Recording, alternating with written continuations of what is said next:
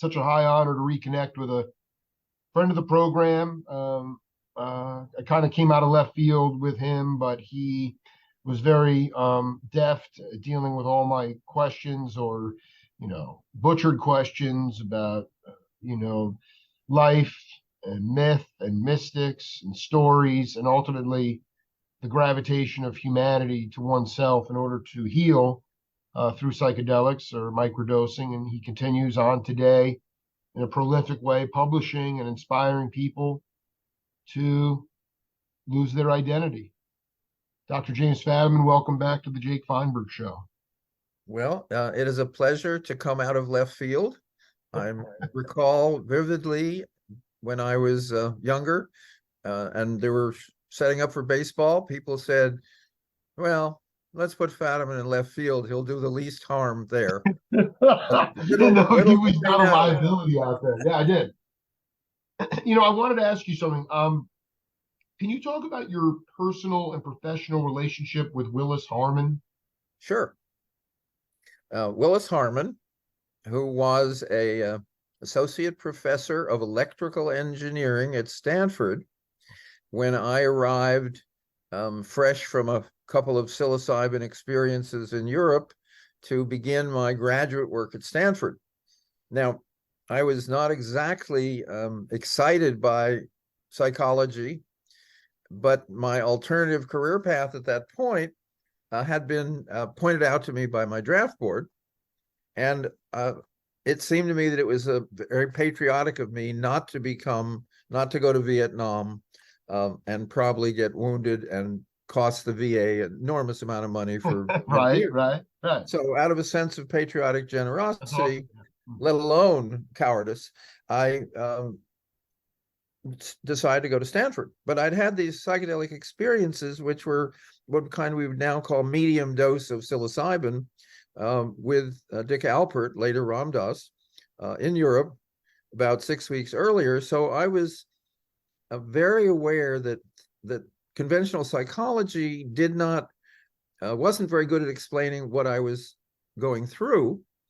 And I ended up looking at the catalog, finding psychology pretty much either as boring or I didn't know what they were talking about as I'd expected.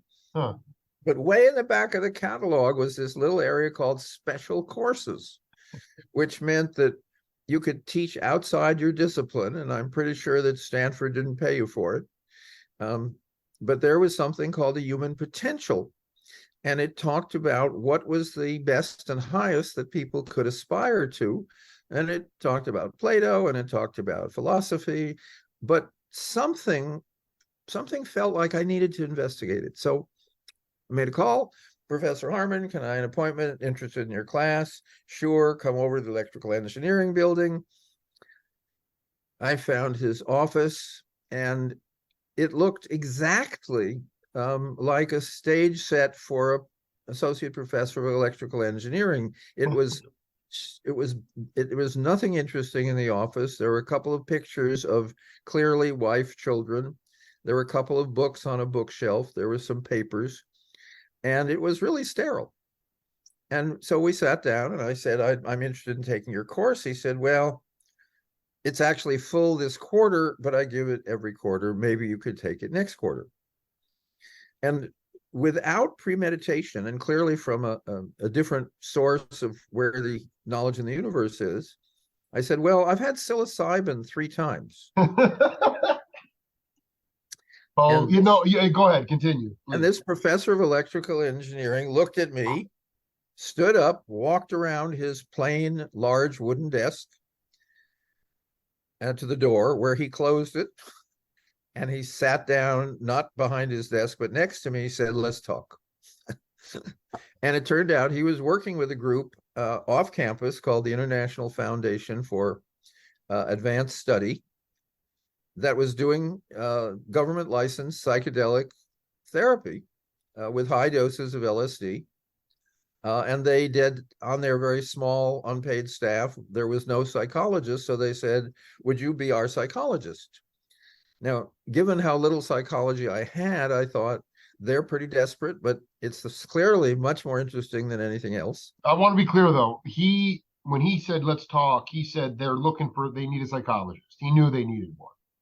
Well, he was the class, as it turned out. You started out, where do you go for answers for what's the best in human beings? Right. And so you gradually went from science to psychology to philosophy to metaphysics to religion to spiritual experiences to psychedelics. And Willis, very sensibly, couldn't talk at all at Stanford about what he was doing, but I could. So I not only took his class, I became his teaching assistant. So even though at first he said it was full, you got into that class. Of course. Okay, got it. And then at a certain point, I just also want you to touch on this as it relates. You were ambivalent about what the literature and what the academy was saying about psychology. No, I wasn't ambivalent at all. I thought it was. I don't know if that's the right word, but what wasn't sitting worthless with you? What wasn't sitting with you well? Right. It didn't, let's say I knew enough to already see that it didn't know much. I did. Okay. There, you just answered the question then. Okay. It's kind of like, you go into a kind of a shoe store and you ask about the differential on your car. Right.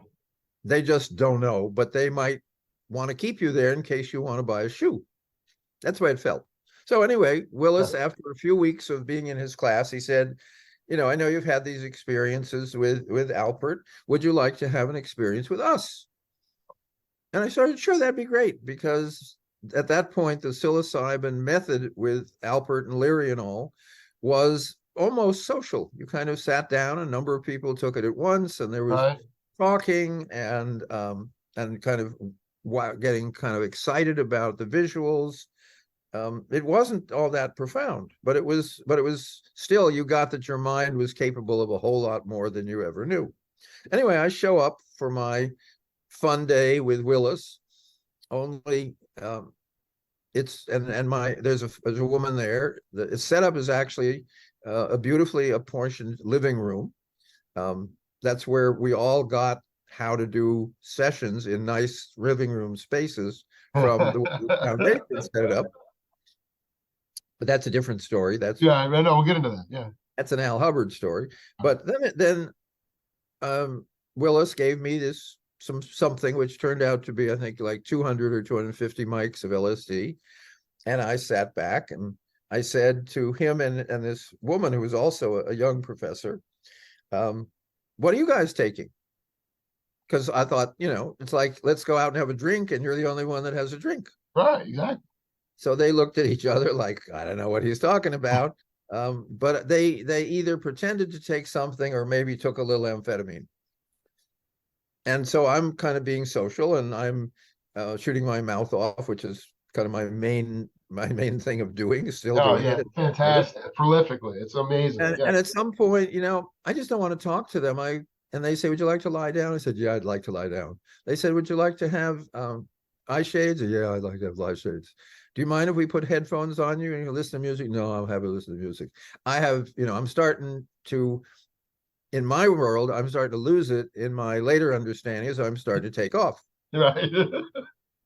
And a couple of hours later, when I sit up, my internal world had been totally reorganized. And so Willis and I worked together for a number of years, including, and we'll probably talk about it, the big creativity experiment that's still talked about.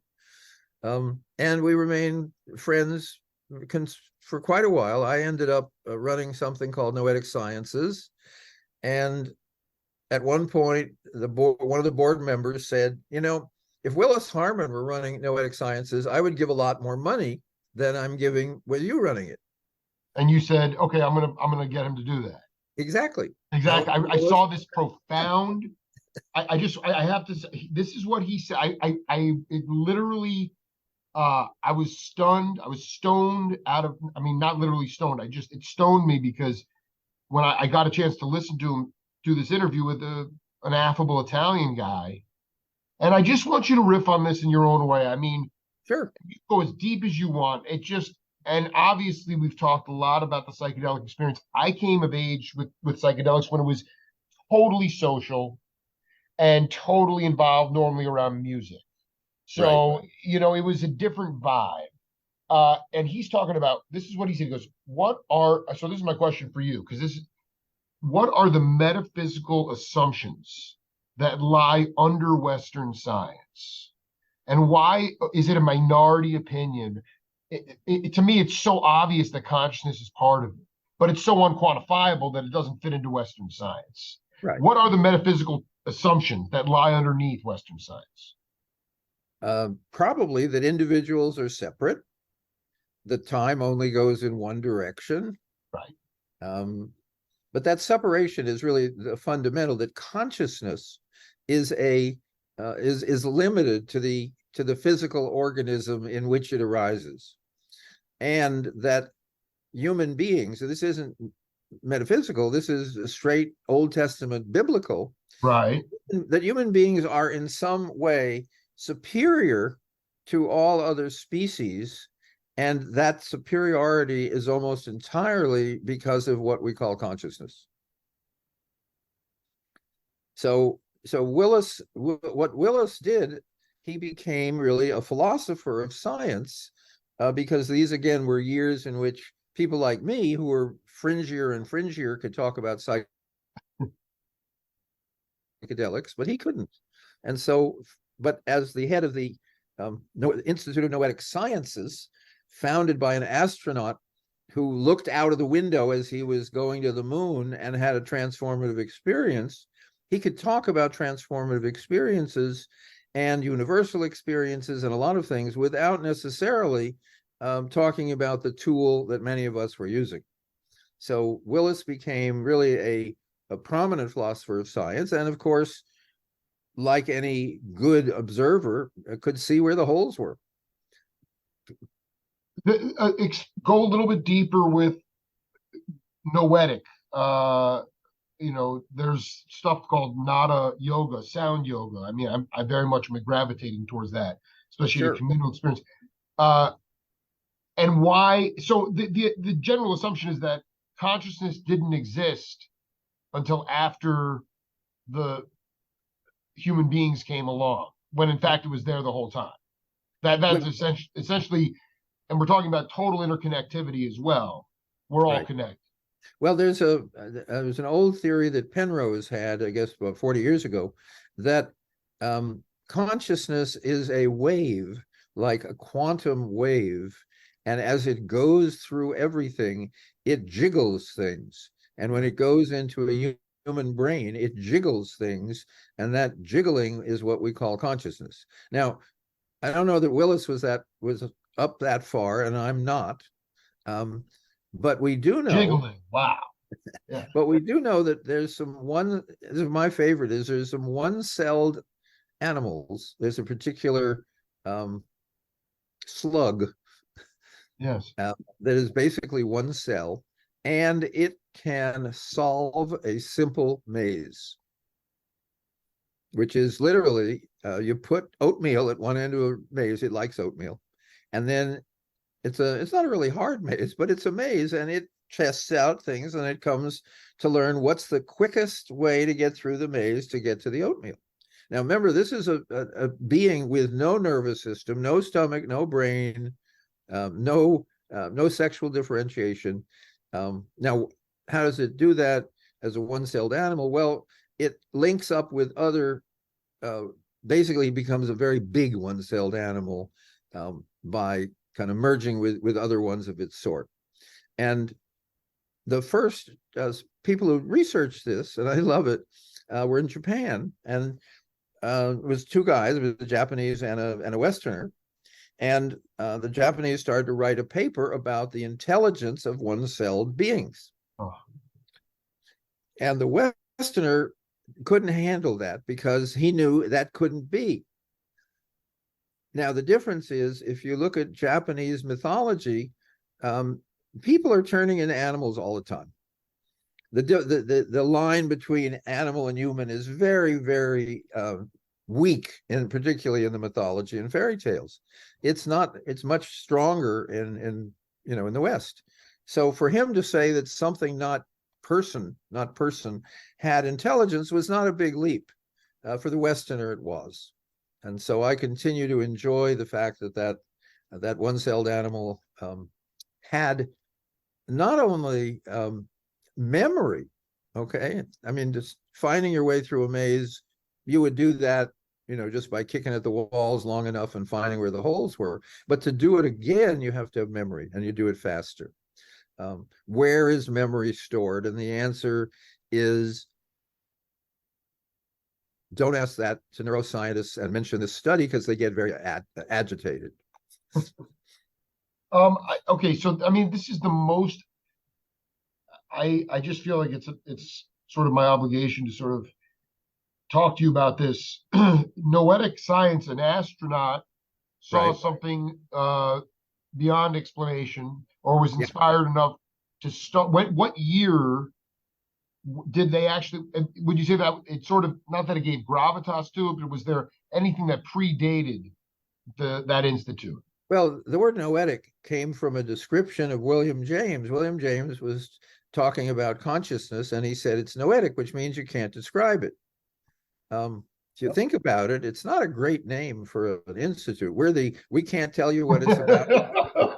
Okay? No, but I mean, in some ways, it's like beyond description. But yeah, I get it totally. Yeah, and the astronaut Mitchell, Richard, I forget his Ed Mitchell, started the institute because the early astronauts were instant pop stars, and each one of them kind of ended up, doing little projects that had nothing to do with the space program. And Ed Mitchell had been interested in parapsychology. One of the things he did when he was in outer space is he did a telepathy experiment to see if telepathy would work over 250,000 miles instead of, the next room. The answer was yeah. So Noetic Sciences was willing to look at a whole lot of very interesting things. And I ended up consulting to them, and against my better judgment became the director. And as I say, it wasn't doing very well economically. It did much better once Willis, who was really, very distinguished and very gentle and very comfortable. He didn't have to show you he was smart. A lot of professors need to.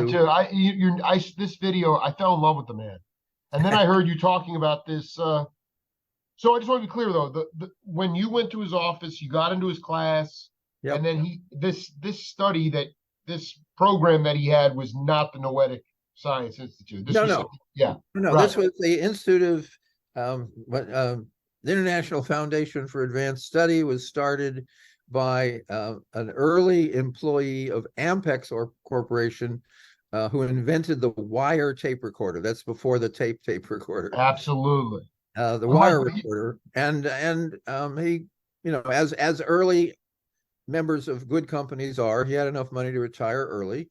And he was very interested in these things for another set of complicated stories. And the government at that point said, if you want to do research in this area, let us know. And the way you got psychedelics in those days is you wrote Sandoz and you said, "Hi, I'm a researcher and I'd like some LSD." And if you can tell by my stationery, I'm a very legitimate researcher. Now, I say it in that way because a little later on, Andy Weil, who later became wonderful and famous and important and a beautiful being, he was an undergraduate, and he wanted to experiment with psychedelics, and Alpert and company didn't do that with him. So he wrote Sandoz and asked for some stuff and got it. And I looked at that and I thought, could they really have been that kind of easy about just dropping the stuff in the mail?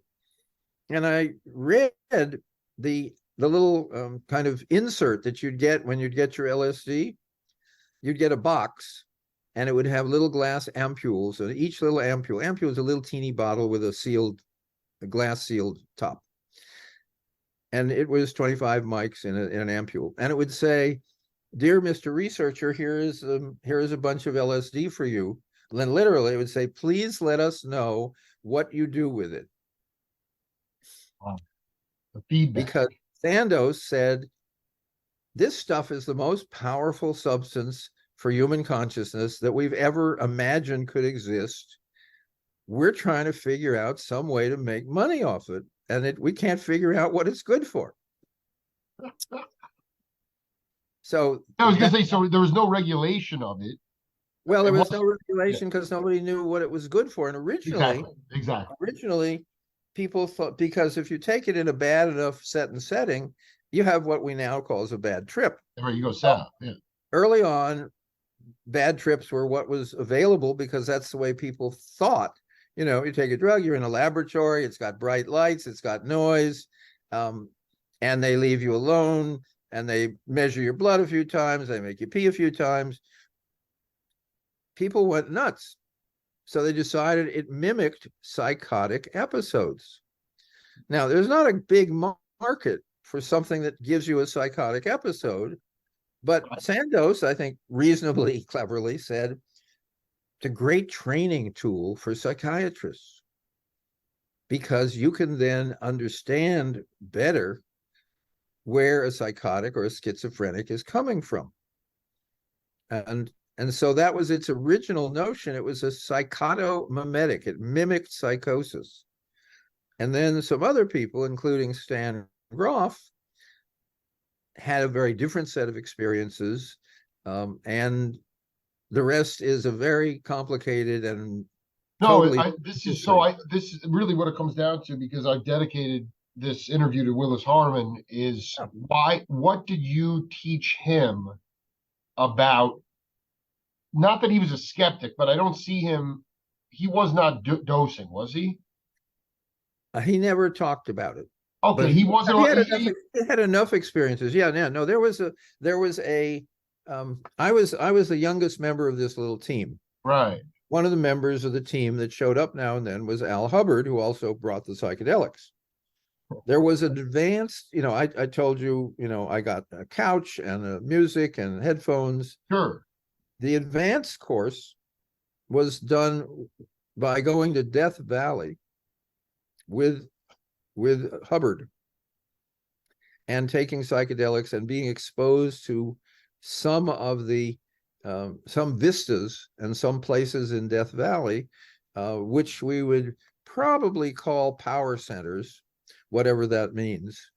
And that was to let you know that there was a whole nother level after transcendence, and that it dealt with looking at the power energy, kind of looked at the energy beings who also are part of us, kind of the other end of the single-celled mechanism. Because there's, again, when you look at consciousness, there's no rule of thumb that says it has to fit into an organism. How was the Death Valley thing experience pivotal for you beyond transcendence? I had one, and it wasn't pivotal. It was, I don't recall getting much benefit from it. It was kind of fascinating, and you were, Hubbard was your guide. My pivotal experience was that time on the couch, because that pivotal experience shifted my belief in what my identity was, so that I now would say, as I did, like the next morning, and say it now, I don't know, 60 years later, Jim Fadiman is a subset of my total identity. And that's a shift which once made, you can never put that back in the bottle. So it turned out whatever I was supposed to get from Death Valley, I didn't. Right. Al Hubbard, did he make his own acid?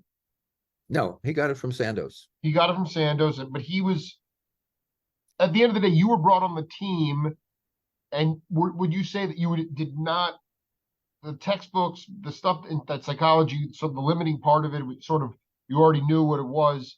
What did you bring to that team? What was your specialty? I mean, you were the youngest cat, but at the same Well, time? being the youngest wasn't a specialty. It was just kind of came with the job.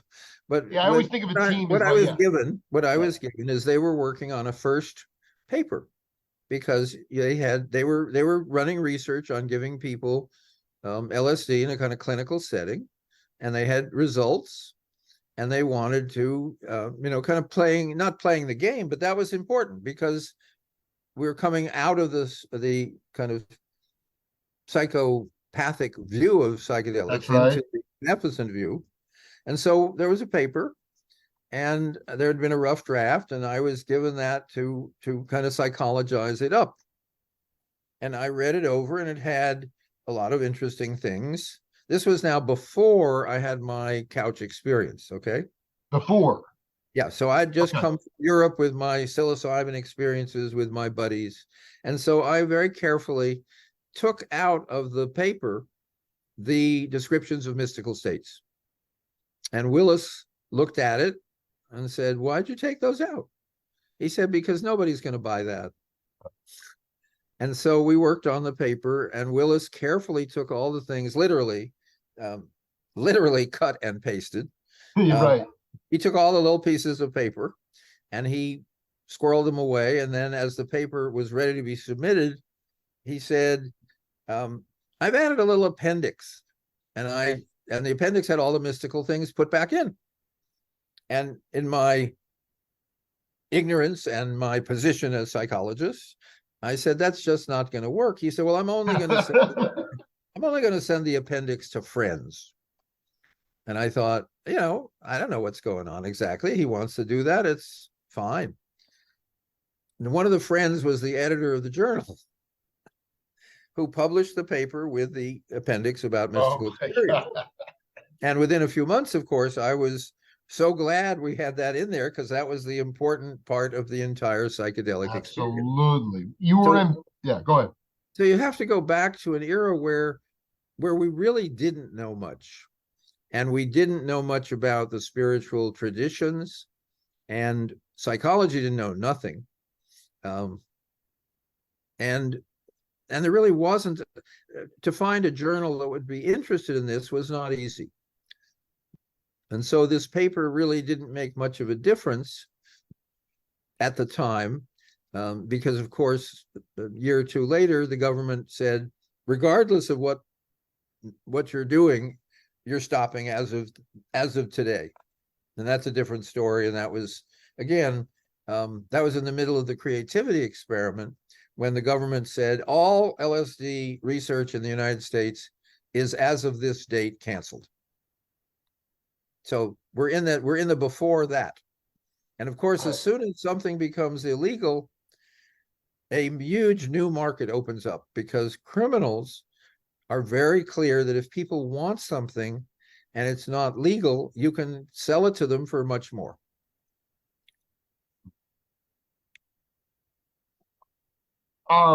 So much, you just threw a lot. So I'm going back last night and transcribing this incredible story about the International Foundation for Advanced Study, the last study you did, which was the creativity study with Right. the AT&T guys, Foster's Freeze, Bay Area nursing schools. No. We're confusing my career and my psychedelic career. No, I want, okay, The I want, no, the go ahead. creativity study was hard scientists, senior scientists in Hewlett Packard, Varian, Lockheed, whatever the big companies of the day were, because Willis in electrical engineering and with the Stanford graduates was part of the technical pre-Silicon Valley Stanford world. So the creativity study was saying to these people, we're doing this study on creativity, and we would like you to come in with a problem that you are not able to solve that has been bothering you for at least 3 months. 100 micrograms LSD. So this was designed because the problem, and most of your people who listen to you know this very well. Yes. When you take a psychedelic and you're taking a reasonable dose, the last thing in the world that interests you is what you're doing for your living. But Willis worked it out, and we worked it out together, that if you can get people who are sufficiently motivated to solve the problem, they will be willing to kind of put their consciousness down through that tunnel and keep it there long enough. And it was a real experiment. We really didn't know. I personally thought it would never work, because by then I'd had my couch experience, and I knew that my scientific interests were of no use to the universe.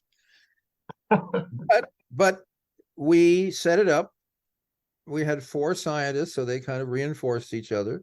They were genuinely obsessed with their problem. They had no psychedelic experience.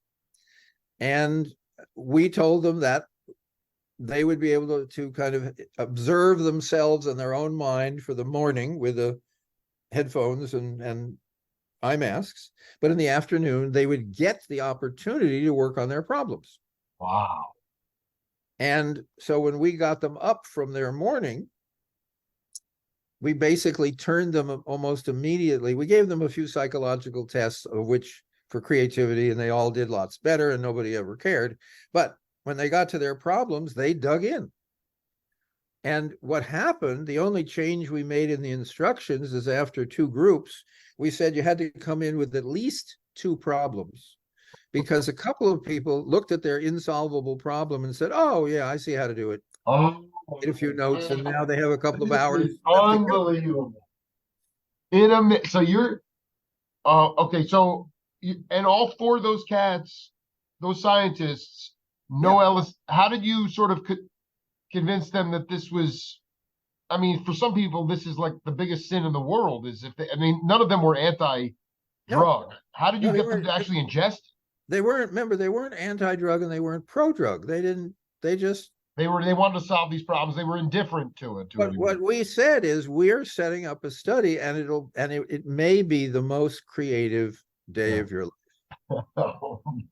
Okay, it's, again, you can bring a horse to water, Right. but you can also kind of push his head down.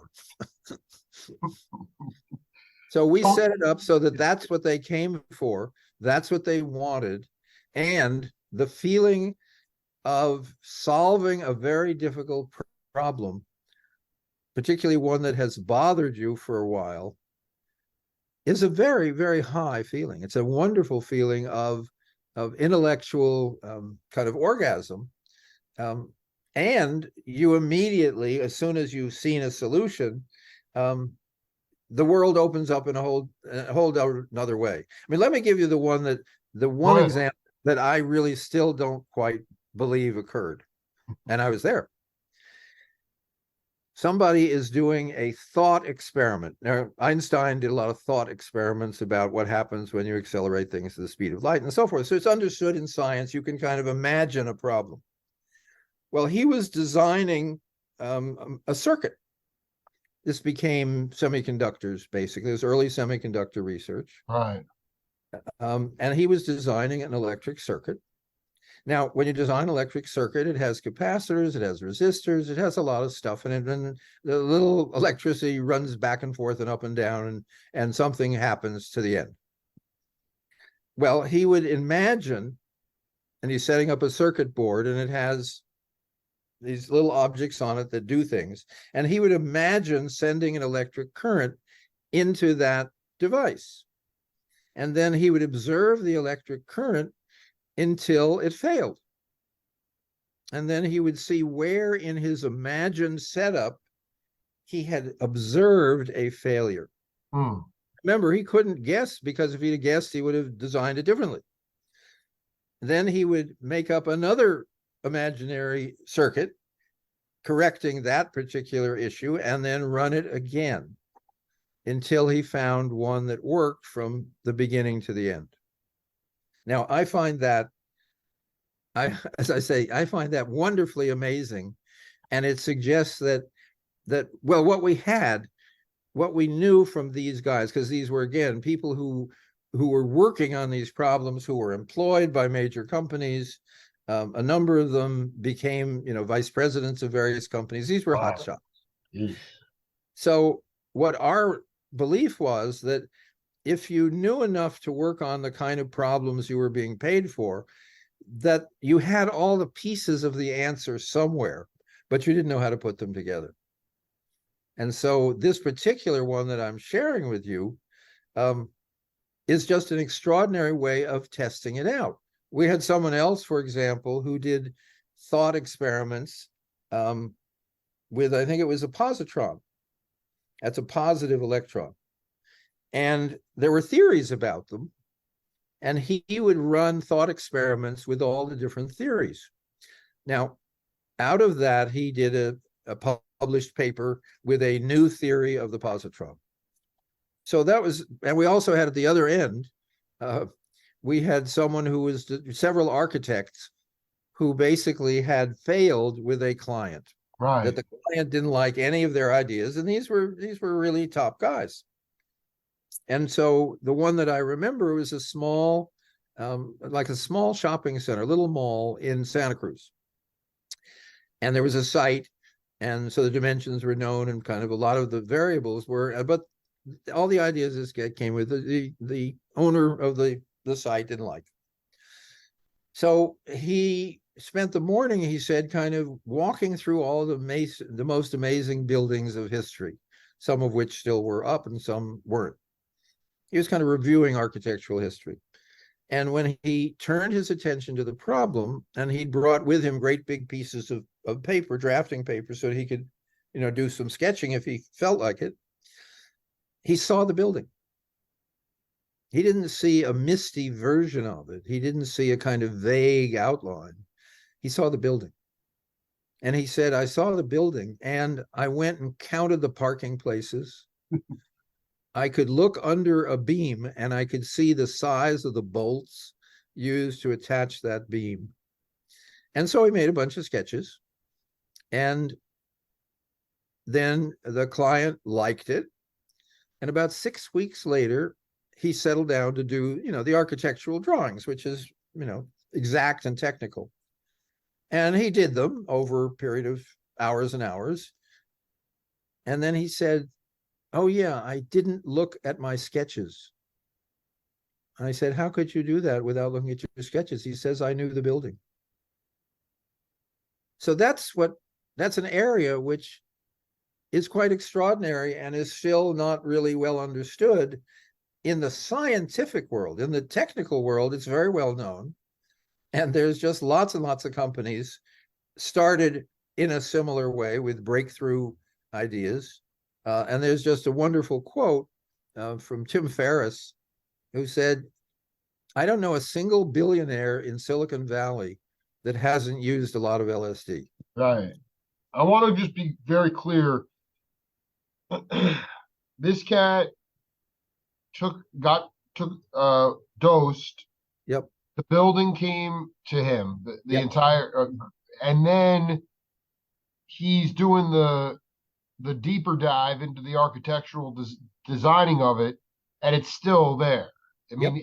he didn't have to look at his sketches at all. Right. Well, when he started, imagine, I mean, I'm sitting now in a room in Santa Cruz. It's got a placement of windows. It's got, where the electric plugs are. It's got lighting. It's got doors. If I were actually doing an architectural drawing of it, I wouldn't have to be sitting here to do that. I really know this room very well. That was the feeling. So at this point, what is science, even though not much is understood or explainable, Right. what is sort of, to me, also, I want to be clear, with the 4 guys that you brought in, and 2 of them, or however many of them, were like, oh, I solved this problem. Right. You then had follow-up studies with cats, but they had to bring 2 problems. Is that right? Say that again? You said that, so the first time. No, just the last few words. Yeah, so when you had follow-up studies with, and you told them to bring 2 problems, not 1. Yeah, well, that was so that if they solved the first problem, they wouldn't spin their wheels during the psychedelic session. I'm fascinated with that first maiden voyage, the two cats who solved it right off the bat, like that would have been orgasmic. I know that's not that would have they would. I mean, if I was tripping really hard, that would have been euphoric or Well, something. it was euphoric. It is euphoric. Yeah. And creativity, when you solve a creative problem, what spice to add to the pumpkin muffin, or Right.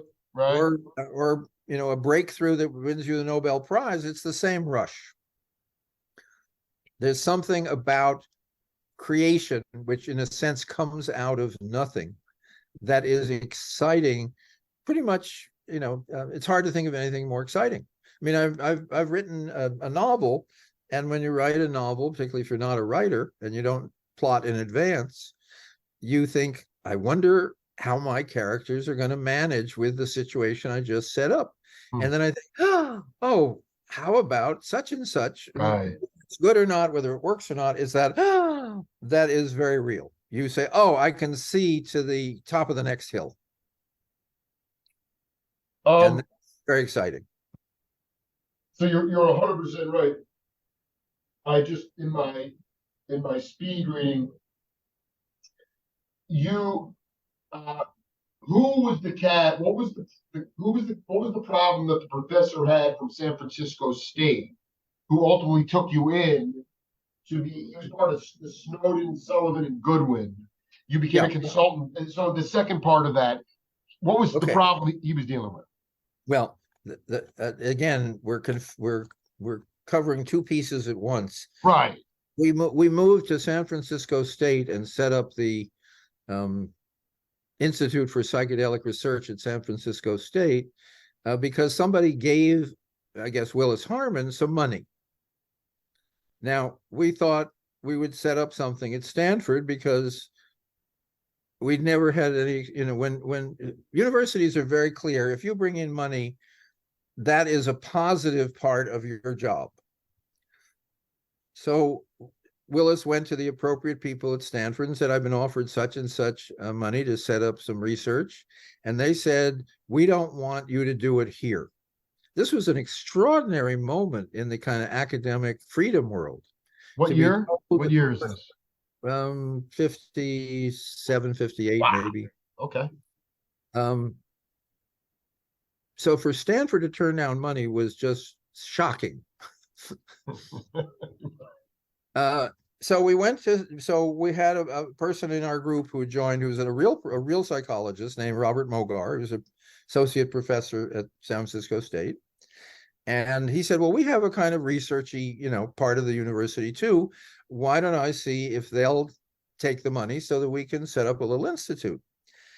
And he went to the San Francisco State people and he started to explain what it was. And they said, you don't have to tell us. He said, we're an educational institution. If you want to study something and you have a grant to do so, that's all we need to know. 1957. So this was a difference between, at that point, Stanford and San Francisco State. Now, Stanford understood that Larry and Alpert by this time had made national news. So Stanford, I believe, this is total speculation, thought we don't really want to become, this is a term which, to become the kind of Harvard of the West. Now, I use that term because Stanford loved to think of itself as the equivalent of Harvard on the West Coast. Right. But in this case, they saw what had happened at Harvard with psychedelic money, right, and they thought, the hell with it. So, right, they didn't want to get tethered to that. Right. Yeah. So San Francisco State gives you their blessing. Yeah. To begin this and then you meet a professor there. Well, we start with Robert Mogar was our professor, and he had been working with us. He'd been working with us like a real psychologist. I mean, for instance, we did a study. One of the questions was, what happens to your mind and ideas and so forth, your mental structure after you've had a serious psychedelic? Nobody knew. And there's a test called the I think the MMPI, Minnesota Multiphasic something or other, and it has about 200 questions, and it's what's called a stable test, which is, it is how you are. Right. which is things you get divorced, you have the same results.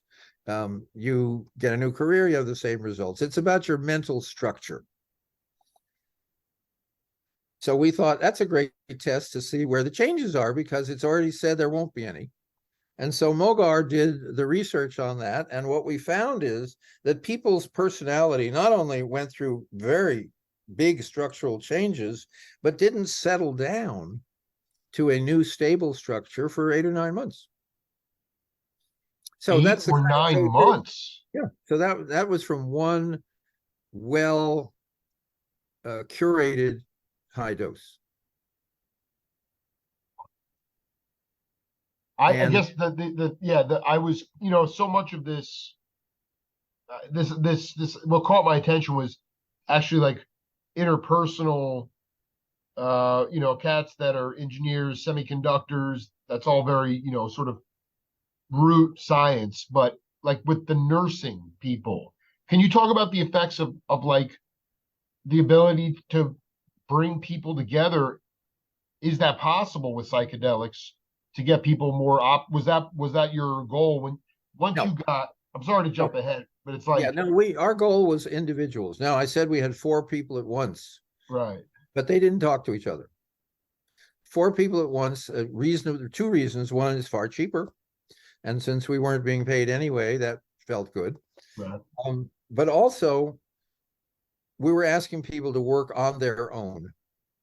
And after, like at 4 or 5 in the afternoon, they would get together and chat about what they'd done. And we were interested. And of course, they could talk. They felt more comfortable talking both with other scientists and other people who just had this experience. So it was a kind of sensible design. The nursing schools and all that, that's another part of my career where I become a consultant, and I don't do anything remotely related to psychedelics for quite a while, because I have a family, I'm earning a living, and I happen to have, as a consult, what I consulted to Bay Area nursing schools and administered their, they gave an exam before they admitted people. And so I had a graduate student who went from nursing school to nursing schools every Saturday, giving the admissions exams, scoring them, writing comments, and then I would present literally his work as our work to the faculty, who would accept or not accept the nurse based on whatever else they were using, plus this exam. So it was very much a consulting job. I also consulted to Foster's Freeze. They didn't have the same problem. Their question, I loved actually working for Foster's Freeze, because their question was, Foster's Freeze was a little soft ice cream chain with maybe 500 units. Yeah, there's still one on I-10 on the way to California from Yeah, Tucson. well, the one in Palo Alto went away, and I was very sad. But what their question was, and it's a wonderful business question, is Yeah. each one of these franchises is run by an individual and a group or whatever. Some of them are very successful, some of them are not successful. What's the difference? What makes the difference between success and not success? It's a great question. And someone who had my consulting job before I did said, well, we'll take 10 of your most successful people, and we'll take 10 of your least successful people, and we'll give them a whole bunch of tests, and we'll ask them a whole bunch of questions, and we'll see where there are any differences. It could be that people who are overweight do better selling ice cream. We didn't know. But it's a very clean, straightforward use of psychology with common sense. And so one of the things that when I came in, the analysis was still going on, and I remember vividly that one of the variables, there were 2 variables that I remember that predicted success in running a soft ice cream franchise. One was being a military veteran. The other was having family who worked at the place, that it was a family event, not a job of a single person. And, I can now come up with explanations of why that was so and so forth, but that was the kind of, consulting I was the problem solver, but I wasn't taking psychedelics, and my clients weren't taking psychedelics either. I'm really glad we clarified that. You went to later on, and this is just, everyone has an ego, but Right. you go to Brandeis, the students flock to you. Yep. You didn't publish anything. They said, if you don't publish, you're like, I'm not interested, I'm out. Um, and they still offered you a long-term deal. But Well, but no, the question is yeah. the question is, Yep. students loved you. Willis Harman is a lovable guy because he has profound knowledge and is completely humble, like you were talking about earlier. Right. I wanted you to just talk to other professors, academics, or just researchers, enthusiasts, the qualities of being immersed in curiosity and knowledge, but not turning people off because you just cannot stop listening to yourself bloviate. Yeah. This is very important stuff. I mean, these kids at the school and Brandeis, they offered you a long-term deal because the kids loved you, and that obviously meant bringing more money into the school. Right. Well, the psychology department hired me on the advice of Abraham Maslow, another famous psychologist. Maslow was teaching at Brandeis and had a year off. Someone gave him a Ford Foundation gave him a grant. So he and I had known each other very slightly. I was I had just had my teaching experience was teaching psychology one once at a different place. And he said, would you like to take my position for a year? Now he's a full professor. And I said, sure. I said, but they'll never. How did you originally connect with him, by the way? How did you connect? Yeah. Well, we met in the baths at Esalen, but I assure you nothing happened. Okay, that's right. You met him at Esalen. That's right. Go ahead. So I never know whether there was any homoeroticism in it, but it didn't seem to be. I was also interested in what he was interested in. And so he said, come and do this. And I thought, I don't want to go to Brandeis. He said, I'd like you to come to Brandeis. I said, they'll never let me teach what I'd like. Because the way the teaching game works is you teach something that needs to be taught, and then each professor gets to teach something they'd like to teach. And so I decided I'd like to teach the similar course to what Willis Harman taught, because I loved all the interesting readings that were so out far, away from psychology, and it was interesting stuff. And he said, well, why don't you write the chairman of the department and tell them exactly what you want? And I thought, okay, that's fair. So I did that, and I got a letter from the chairman that said, we'd be very happy to have you filling in for Dr. Maslow for the year such and such. Later on, I learned that really they'd looked at what I wrote at the faculty meeting, and they said, we don't want this at all. Right. And Maslow said, he was the senior member of the department, the only one who was famous.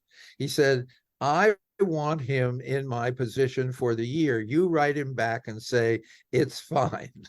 Okay? He said, it's my year off. It's my Right. choice. Right. Man, tell him it's fine. And so I arrived, and I was given psychology 1 because nobody else particularly likes to do that.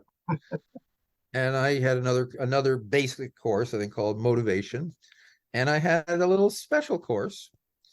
And my courses were popular because I'm a very good talker. I still have some of that, which I hope will come out in this program. Oh, come on, you're killing it. Oh, wait, what was the special course? The special course was pretty much along the lines of the Willis Harman best, what's the best one can you be? How good are human beings? What's the most we can aspire to? I got it. The one you found in the back of the page. A lot of Willis's readings I just turned into mimeographs and gave to my students. Right. So the psychology department was not very good, and it was not very popular. My courses were full. And at the mid-range, it's kind of middle of the year, I meet with the department chair, and he says, I hope you're having a good experience. And me too, I'm having a very nice experience. He says, if you would like to stay here, you'll need to do research and publish. And I said, I understand, sir. I'm not interested in that. Yeah. And then at the end of the year, he said, we'd like to offer you a 3-year regular position within the tenure track. And I said, well, wait a moment. We had an agreement. And I really said this. We agreed that if I didn't publish and didn't do research, that you wouldn't keep me. I have kept my part of the bargain. And I left. I mean, so I'm just going back to this idea of even just this idea of bringing people towards you as opposed to away from you. I mean, you're a great talker, but there's also something about, I don't know, like this guy wasn't even being a jerk to Willis in the interview at all. He was from Europe, and he was trying to ask questions about consciousness. Well, I think, and that's all I wanted to say is that the idea of these cats that came in from high powered positions and they solved problems based off a dose, that was all based on levels of consciousness, which again doesn't factor into Western science, and it's just and particularly it didn't then. We were much more materialist then than right. You think that? Or just as the research gotten much, I mean, or we just evolved in some way? Well, one of the reasons we've evolved a bit is since LSD was illegal, 40 million Americans have taken LSD. That's a lot of heads to open. Breaking open the skull. So that when psychedelic research resumed, one of the things that was fascinating is there was like no backlash at all. There were no complaints. There was not, the right-wing Christians didn't say, this is demonic. The behaviorists didn't say, consciousness doesn't exist. Because I think so many people who were now in the intelligentsia said, oh yeah, psychedelics, I did that my junior year. And I remember I was running down the streets of my college town at 3 a.m, naked. And I was yelling, what are you all doing hiding in your clothes? What is the purpose of all this? Right. And that now person is now the associate dean of a law school. Right. So the return of psychedelics has been very easy because we weren't really, people were not as frightened and not as confused, and the government and the trust in the government had diminished considerably. How have you sped up if at all, the I don't want to say the hipness of psychology, but being that it's been part of the way you sang for your supper over the years. Right. When you first started, you were just like, all right, I already know this. This is nothing. Has psychology come a long way in the last, half century? Psychology has become less respected, less popular as a major. It was first it used to be the most popular major, then it was eclipsed by economics, and now it's eclipsed by computer science. One of the things that someone pointed out to me is when are psychologists called in to help? Okay. Now they're called in to help usually after a disaster to help individuals feel better. There's been a tragedy in such and such a school or restaurant. Mass shooting, right? Absolutely. Yep. And then there's mental health workers are helping the survivors. Now, when there's something like the Ukraine war, psychologists are not called to the White House to determine how the best way to psychology in my way of understanding it didn't live up to its promise because it constricted its area of expertise. And I had a moment some years ago. I have now another graduate school entirely that I'm working at called the Institute of Transpersonal Psychology. And I'm with these graduate students, and they're nice people. And then one of them talks about his dissertation. And I said, "What's your dissertation on?" And he said, "The visual system of ferrets." Now, ferrets are like little foxes. Sure. And I looked at him as if to say, what does this have to do in any way, shape, or form with psychology? And I didn't say that because it's his dissertation and he's in a psychology department and someone has approved of it and so forth. But it felt like psychology's desire to look like a real science had been self-limiting. That is profound. So you're telling me that psychology hemmed itself in to the point where you think that there could be effective measures for psychologists in Ukraine and war zones. Well, if psychology were interested in consciousness, and again, my little That's the problem. That's the problem, right? Yeah. and the when I said I had a school called the California Institute of Transpersonal Psychology, what that was saying is transpersonal psychology must be by definition, a subdivision or part of psychology. And psychology said, no, you're not. And we said, but we're studying consciousness and we're studying saints and geniuses. And they said, well, we're studying schizophrenics and neurotics. And I said, we're on the same continuum, at least. And they said, no, because your end of the continuum doesn't exist. That's let me give you a different. So, I mean, I'm floored right now. I mean, let me give you a different field, because remember, psychology has always tried to be what I would call a real science. And if you go back a little bit, let's go back just to 1660, the Royal Society of London, which is the first scientific organization. Its motto is question authority. Okay, it's better in Latin, but it's question authority, meaning don't accept something only on authority. It has to be observable, observed, and hopefully observed by more than one person. That's right. And they said there are two kinds of observations. One is kind of primary, which is matter. How much does gold weigh? What happens if you drop gold into water or into maple syrup or into liquid lead? It'll sink at a different rate or so forth. That's all measurable, and everyone can agree with the measurements.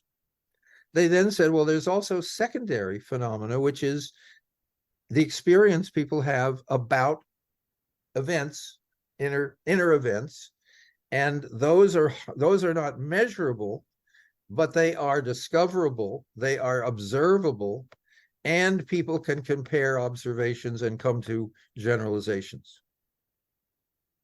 So that's the kind of science world. Now, psychology very quickly learned that the secondary stuff wasn't as respected because it was subjective and individual and so forth.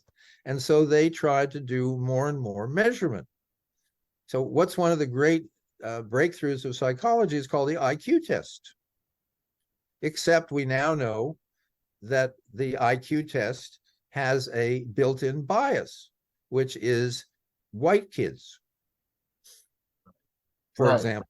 Right. Okay? But for decades, that never occurred to anybody because it measured, you got 47 right out of 58, or you got 40 right out of 58, and that was different. And it was a measurement and it had a number. And so that got more respect. And at one point, our little school of transpersonal psychology went to the American Psychological Association and said, we would like to be certified for our clinical program. We were turning out clinicians. They were getting hired. They were ending up working in government, but they weren't approved of by the American Psychological Association. And the Psychological Association wrote back, and this took like 2 years and a lot of money and a lot of time, and with me digging my heels in, like they will never accept us because they don't like us. And they came back, and in essence, and you're reading along this 10-page document, and then there's a couple of paragraphs that you just know by the way it's written, those are written by their attorneys, because they couldn't say, we don't accept you because we don't like you. But they could say, your subject matter is, and basically said, you do exactly what you say you do, and you do it very well, but what you're doing doesn't fit into psychology. It's kind of like saying, well, you're teaching Spanish really well, but that's not psychology. I cannot believe that you have remained with this light, airy disposition. Considering all this, what I guess maybe the more productive question is this: in your mind, what do we need to do collectively to bring transpersonal psychology, or just the idea of that, the elements that we've been talking about for the last hour, closer to quote unquote real science? What's going to get, is it just, I don't know. I don't want to simplify it, but it just seems to me like the minute you start talking about to square cats, they just are like, that's great. This is not psychology. Well, what you do is you take the tools of really either real psychology, real physiology, real micro brain scanning, and you say, well, why don't we, here are these terrific tools, why don't we see whether people on psychedelics are different than people not? Right. Because that's really easy. It doesn't threaten anybody.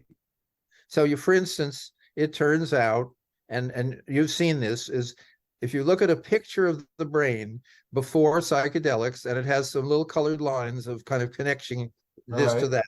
Right. And then you have the same mind, the same body, and after psychedelics, there's a lot more colored lines. Now, I say this lightly. We now know that taking psychedelics increases the number of colored lines in your brain. Now, does that move us ahead much in understanding consciousness? Not a bit. Does it move us understanding in what parts of the brain are most affected by psychedelics? Yes. Is that of value? Maybe. But what it does, and notice, it makes psychology look like a real science. Same issue. Wow.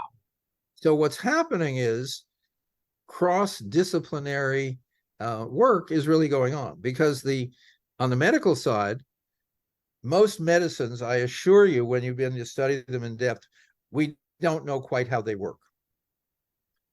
Really? A huge amount of medicine is a bunch That's just a profound statement. Yeah, go ahead. And a lot of, and we know that a lot of medications not only work, but they also have, and it's a great term, it's a totally tricky term called side effects. There are no side effects ever. There are only effects. They're the ones you sell, and they're ones you wish you didn't have. Okay. Remember, if you've ever had a drink, you know that felt pretty good. If you ever had 5 drinks, you still felt pretty good. Sure. If you had 10 drinks, you threw up. Right.